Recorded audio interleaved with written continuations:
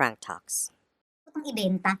Kasi yun nga yung kaibigan ko, pinatikim ko, sabi niya, "Be, pwede mo na ibenta yung ano mo Spanish mo Tapos hanggang sinabi niya na i-ano ko sa mga kaibigan ko 'to sa kasamahan ko sa trabaho. Mag-order-order na lang, Tapos, sa club siya nagtatrabaho, tapos maraming mga Pilipina dito sa Kyoto na nagtatrabaho.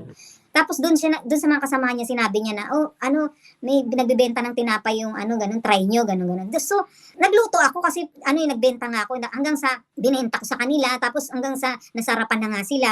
Tapos pinagpatuloy ko lang parang 'pag umo-order sila hanggang sa na parang dumarami na yung umisi doon na anuhan ko, yung mga pub na nag-o-order, nag-ano ako, high-tatsu ako, parang pumupunta ako doon, tapos naghahatid ako sa mga club, gano'n, pa isa-isa, sa isang club, mga ilang pack, gano'n, gano'n.